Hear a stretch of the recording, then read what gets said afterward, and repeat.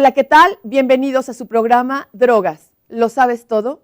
Esta es una producción del Instituto para la Atención y Prevención de las Adicciones en la Ciudad de México para Capital 21. Hoy vamos a hablar de estrés y consumo de drogas. Quédate con nosotros. ¡Comenzamos!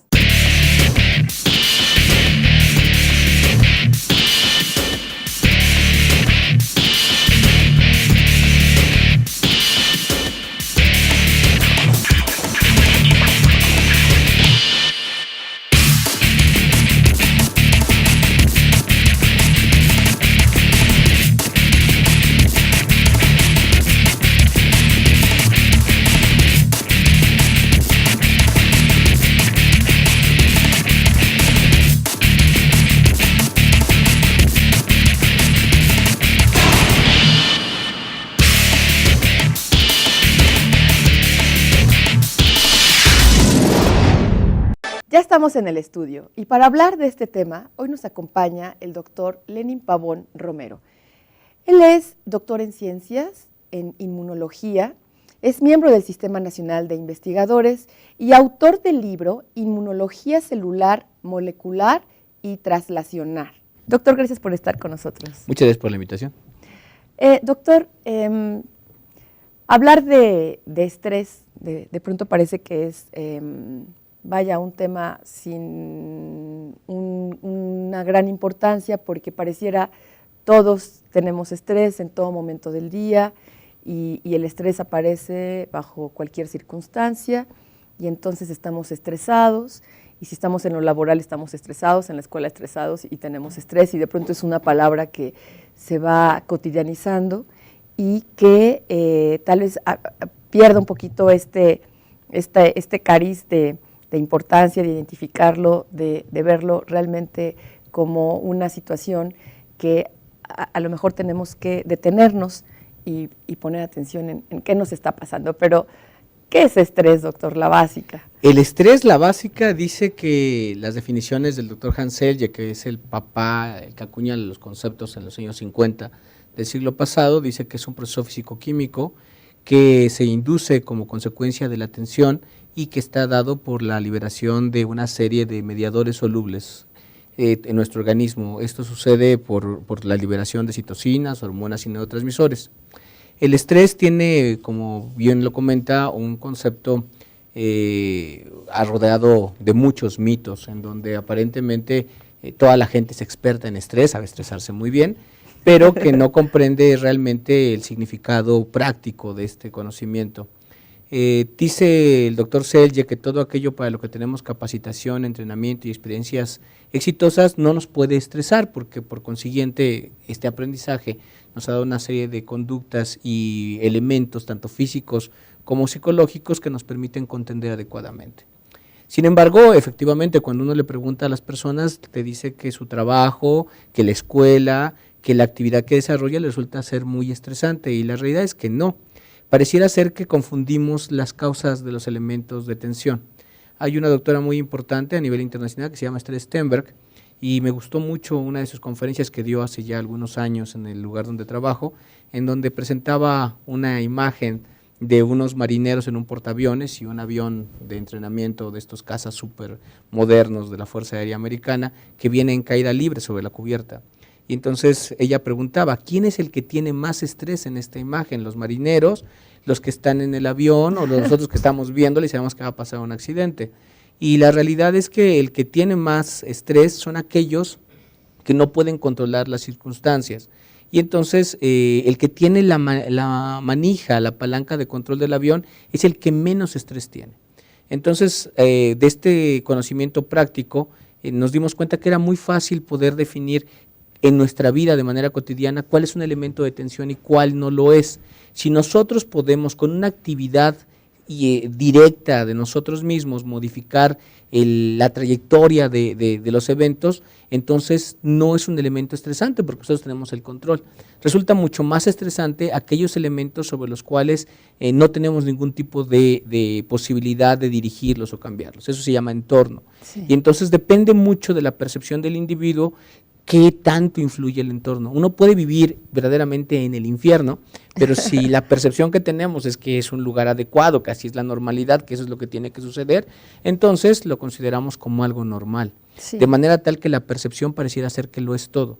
Ahora bien, uno de los elementos de mayor tensión que suceden en nuestro organismo es precisamente nuestro elemento social alrededor. Es tan importante como estar infectado o estar lesionado. Nuestro cuerpo lo sensa de la misma manera y produce los mismos eventos moleculares en respuesta a los elementos de tensión de nuestro entorno, como aquellos que están dados por una lesión o por una infección. Doctor, identificar el estrés, por tanto, al mismo tiempo que es fácil, no es fácil. No lo es fácil. Uno tiene que estar muy consciente de las circunstancias que lo rodean. Hace algunos años estaba dando una conferencia y empecé a platicar acerca de estrés y empecé a definir alguna serie de elementos y una señora insistía en levantar la mano y me decía, yo tengo mucho estrés y tengo mucho estrés porque tengo muchos problemas. Y entonces, pues amablemente le dije que yo con gusto le podía dar algún tipo de comentario o asesoría sobre lo que ella me estaba comentando y que tomase una libreta, una hoja y anotara todo aquello que eran lo que consideraba sus problemas. Y yo pensé que pues no me iba a preguntar. Al final de la plática me persiguió y entonces me preguntaba o me pedía que le ayudase, como le había dicho, ¿no? Y entonces me empezó a decir, el esposo de mi hija no tiene trabajo. Y entonces, por ejemplo, ahí es muy fácil para los que nos están viendo en este momento definir cuál es la circunstancia de tensión. La señora se sentía agobiada por su entorno, pero no era un elemento de tensión propio de ella. Ella no podía hacer nada por darle trabajo a su yerno, de no ser que ella tuviera una empresa o un negocio, pero aún así no sería el problema. Y su preocupación era que sus nietos no tenían que comer. Entonces, cuando uno empieza a entender ese tipo de cosas y lo ve un poco desde fuera, se da cuenta claramente cuál es el tipo de imagen que la gente puede tener o no. Hay elementos que son el entorno y bueno, pues uno puede sonar un tanto canalla y desalmado cuando dice, bueno, es que eso no es tu problema. Tienes que aprender a diferenciar que sí y que no. Hay algo que yo les digo que hay una diferencia muy significativa entre los chicos y las chicas. Sí. A las mujeres pareciera ser que les llevan un morralito y entonces toman sus propias realidades y sus problemas y empiezan a tomar el de la madre, el de la amiga, el de la prima, el de una señora que conoció hoy en el camión y entonces empieza a tener una carga enorme de elementos que le empiezan a tensionar. Y los chicos, en tanto, pareciera ser que van cambiando de cosas, ¿no?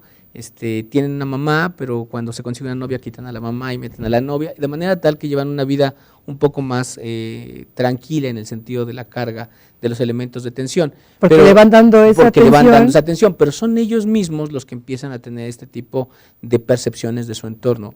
Realmente uno se complica la vida tanto como quiera. En ese sentido, doctor, ¿cómo usar, primero cómo identificar que ese estrés es un elemento de tensión? El estrés es un proceso fisiológico, es una respuesta natural que sucede en nuestro organismo y es muy bueno estresarnos, porque cuando nos estresamos lo que sigue es que nos adaptamos, por consiguiente nos volvemos más resilientes y podemos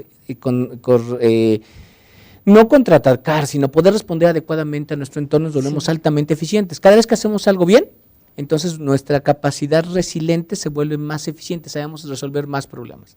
Eso es lo primero. Los elementos que inducen estrés se llaman elementos tensionantes. Ya quedamos que es la percepción, la infección o las lesiones. Ahora bien, desde el punto de vista de la percepción, yo creo que nos queda claro que si nos lastimamos, nos fracturamos, identificamos claramente que es el elemento de tensión, pero que adicionalmente tal vez la parte más complicada es hablar del estrés social, porque eso depende de cada uno de nosotros y de los filtros a través de los cuales vemos nuestra realidad. Usted y yo, aunque estamos en la misma circunstancia, en este mismo momento vemos las cosas de forma distinta. Usted es una profesional y yo pocas veces hago una entrevista para la televisión. Y entonces, obviamente, para mí esto puede resultar más tensionante que para usted. Pero bueno, a lo mejor si yo la invito a mi entorno, donde yo tengo el control, y la llevo a mi laboratorio para que planee un experimento y se dirija a adecuar correctamente los manejos y el manejo de resultados, le puede resultar muy tensionante. Entonces, esto significa que para cada uno de nosotros tenemos una mejor adaptación para nuestro entorno. Y hay gente que tiene una mejor y más eficiente manejo de su realidad que otros. Uno puede identificar que un elemento no es estresante cuando uno lo puede modificar a voluntad y por acciones simples. Y cuando uno reconoce que hay una serie de elementos en nuestro entorno que no podemos modificar, podemos y debemos de estratificarlos y darles un real significado de lo que es, y no gastar la energía de nuestro organismo tratando de contener algo como que es inevitable, como que el sol salga en la mañana y se vuelva a poner en la noche. No, estratificarlo quiere decir, doctor, que lo va uno dosificando, que lo va uno acomodando. Me refiero a darle prioridades. Hay cosas que son muy significativas.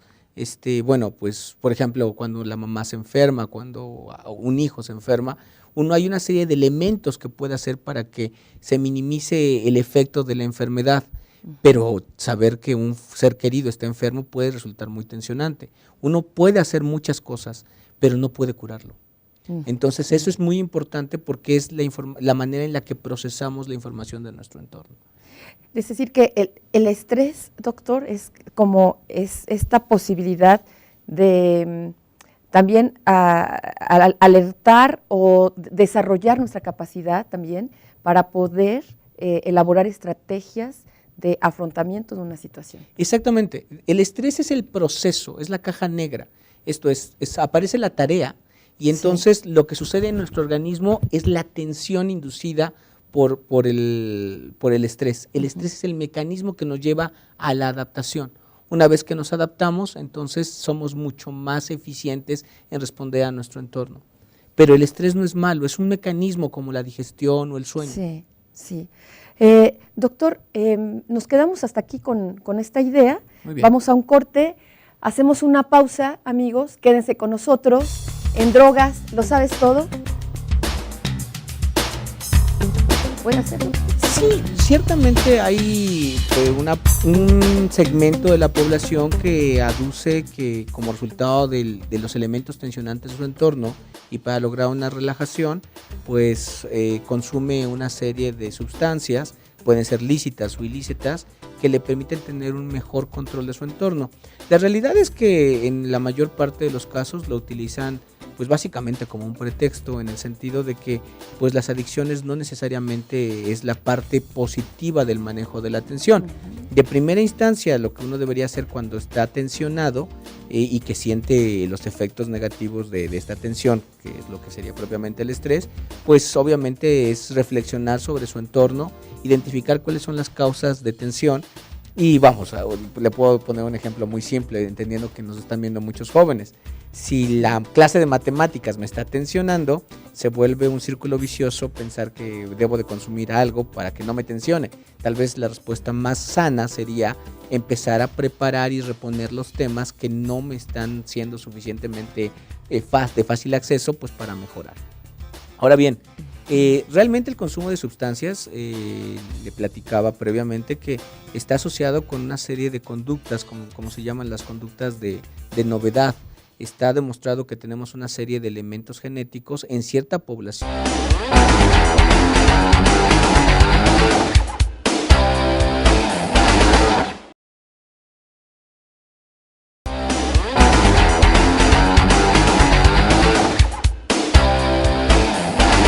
Estamos de regreso y estamos hablando con el doctor Lenin Pavón Romero. Estamos hablando de estrés y consumo de drogas. Doctor, en el bloque anterior nos definiste, nos hablaste de una manera más o menos descriptiva de esta situación de estrés y que puede ser un elemento que nos ayuda a identificar y a encontrar estrategias de afrontamiento de una situación, de una realidad en la que estamos, y no necesariamente es un padecimiento o una enfermedad o una situación que se vuelca de manera negativa hacia nosotros. Me gustaría hacer una precisión en ese sentido. Bien, doctor. El estrés es un proceso mecanístico que nos lleva, en el mejor de los casos, a la adaptación y a volvernos más eficientes con nuestras estrategias de afrontamiento. Sin embargo, cuando el estrés se vuelve crónico, lo que sucede es que nuestro organismo sufre una serie de modificaciones porque se modifican los niveles de citoquinas proinflamatorias, de neurotransmisores y de hormonas, se elevan primordialmente los niveles de glucorticoides, se elevan los niveles de TNF-alfa, se elevan los niveles de glutamato en el cerebro, y cuando una persona está permanentemente estresada, una serie de mecanismos de regulación se empiezan a disminuir en su capacidad funcional. Esto eventualmente lo que hace es que disminuye la capacidad de resistencia de los individuos y entonces lo predispone a la aparición de enfermedades. Uno me puede decir de que se enferma uno cuando tiene mucho estrés. Bueno, se enferma de aquello a lo que es susceptible y que está presente en el entorno. Si usted quiere saber a qué es susceptible, entonces basta con que haga un recuento de los padecimientos más graves de sus padres y de sus abuelos y eventualmente usted tendrá un porcentaje muy significativo de padecer las mismas enfermedades de sus antepasados. Y por consiguiente, cuando uno está muy tensionado y este proceso dura un periodo prolongado, pues entonces usted puede desarrollar cualquiera de esas cosas. Doctor, permíteme hacer como este énfasis en esto que acabas de decir, que es algo muy importante. No enfermamos de estrés, nos ponemos vulnerables. Sí, lo que hace el estrés de manera positiva es que nos lleva a la adaptación. Lo que hace el estrés de manera negativa es que nos vuelve más vulnerables porque la interacción entre el sistema nervioso, endocrino y inmunológico se debilita y nos volvemos más susceptibles. ¿A qué?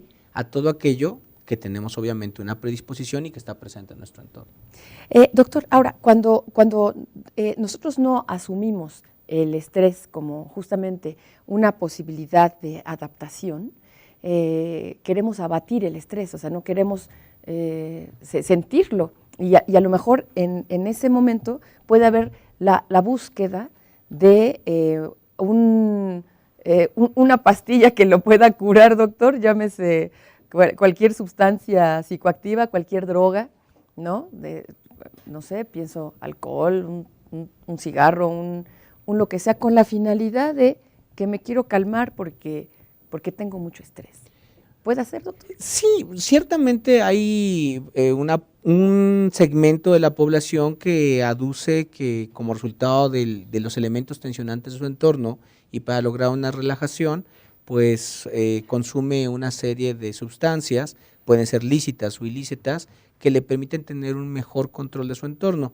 La realidad es que en la mayor parte de los casos lo utilizan pues básicamente como un pretexto, en el sentido de que pues las adicciones no necesariamente es la parte positiva del manejo de la atención. De primera instancia, lo que uno debería hacer cuando está tensionado y que siente los efectos negativos de esta tensión, que es lo que sería propiamente el estrés, pues obviamente es reflexionar sobre su entorno, identificar cuáles son las causas de tensión.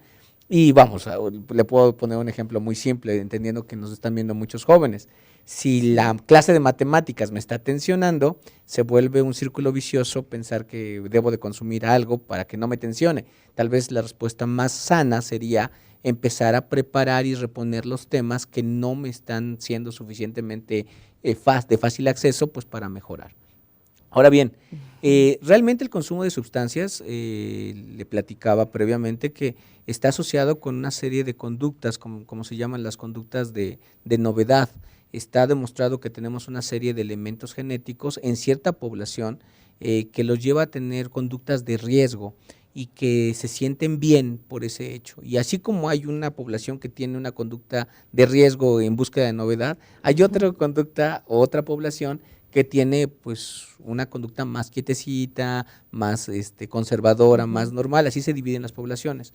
Estas conductas de riesgo y de acceso a la novedad son las que a veces inician la exploración de manejo de sustancias. Y como dice la literatura, pues empezamos en el caso de la población latina, pues con el consumo del tabaco, y es por eso tan importante restringir el acceso del consumo del tabaco a los jóvenes, porque es la puerta para empezar a consumir sustancias cada vez más y más fuertes, empezando a consumir posteriormente pues marihuana, una serie de drogas inyectables, y etcétera, que pues están lamentablemente en la disposición a nuestra sociedad, ¿no? Doctor, ¿hay diferencias entre el estrés que le sucede a un joven y el estrés que le sucede a un adulto justamente a nivel Es decir, lo que está pasando dentro del... Es una muy buena pregunta y es una pregunta literalmente pues para los expertos. Yo le voy a contar desde lo que yo conozco, porque obviamente es una pregunta que yo creo que debería hacerla a un psiquiatra particularmente. El cerebro humano tiene un proceso de maduración muy específico.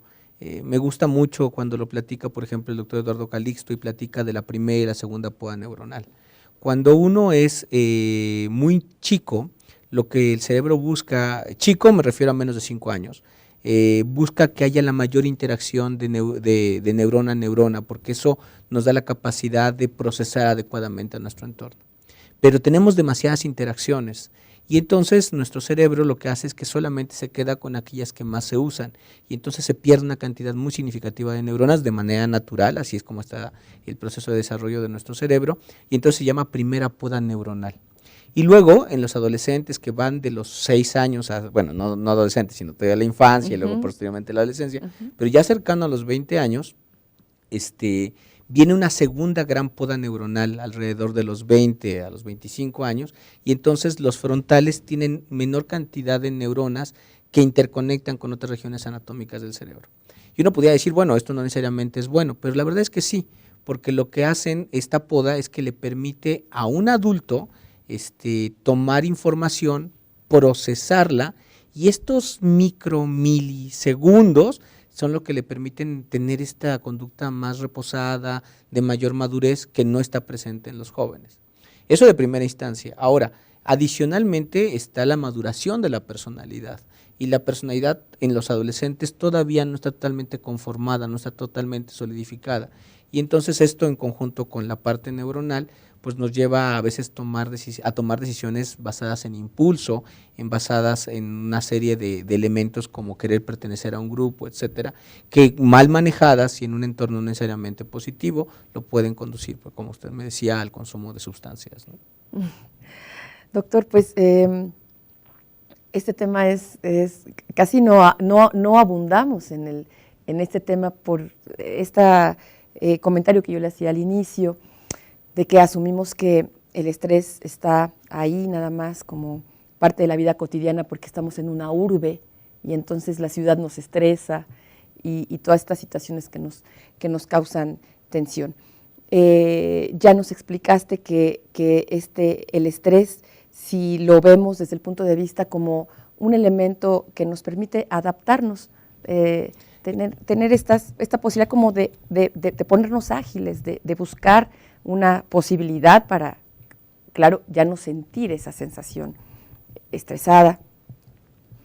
¿Qué estrategias a qué estrategias podemos recurrir, doctor? Bueno, hay estrategias, platicamos un momento de las estrategias negativas, pero obviamente hay elementos positivos.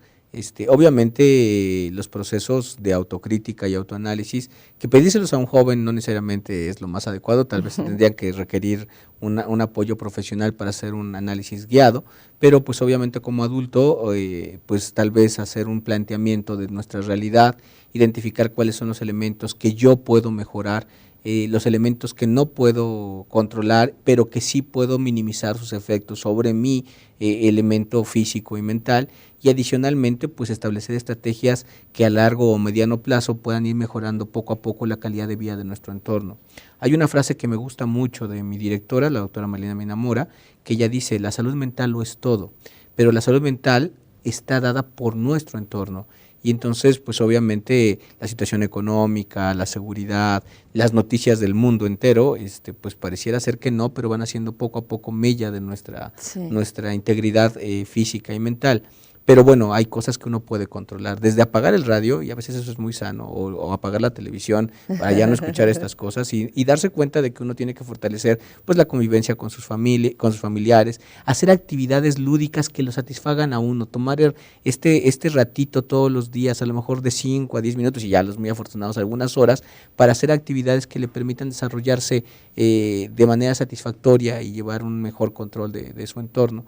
Y adicionalmente, bueno, pues yo sé que suena un poco guajiro, pero pues tratar de conseguir un trabajo más cerca de tu casa, donde puedas tratar de cubrir menos tiempo y no sufrir una serie de elementos, tratar de ajustar los gastos que sean necesarios para no tener una situación económica tan tensionante, etcétera. Yo creo que hay muchos elementos que uno puede preguntarse, ¿qué puedo hacer para mejorar? Y puede ser desde comprarse una plantita de 10 pesos y ponerla en el escritorio, hasta, pues no sé, levantarse 10 minutos antes y respirar y estirarse, y eso a veces estar en convivencia con uno mismo te va dando un mejor conocimiento de sus necesidades, etcétera. Y bueno, obviamente el entorno social es fabuloso como un elemento de resiliencia, esto es, mientras más interacciones tengas, mientras más convivencia con tus hijos, con tu pareja, con la gente con la que quieres convivir, las que tienen una plática agradable y de temas constructivos, siempre es positivo. Uh-huh. Y subrayar, doctor, esto que nos dijiste también hace un momento, que en realidad el consumo de sustancias no va a ser un elemento, digamos, que vaya a evitar o que vaya no es un tratamiento para el estrés. No, realmente no lo es, porque uno no está atacando la causa de problemas, simplemente está quitando la sintomatología que pudiera ser sensación ansiosa, que es como yo interpreto la pregunta que usted me da. Hay elementos que pueden generar mucha ansiedad, mucha preocupación en adolescentes, y que bueno, pues obviamente eso nos puede generar algún tipo de buscar la salida fácil, aunque suene muy trillado ese asunto.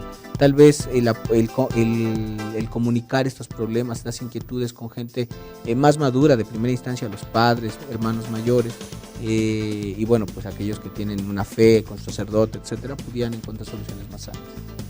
Doctor, muchas gracias por haber estado con nosotros en el programa. Yo le agradezco mucho la invitación y permitirme estar en este foro, le agradezco mucho. Gracias, doctor. Hasta aquí nuestro programa de hoy y te dejo una pregunta. ¿En drogas lo sabes todo? Hasta la próxima.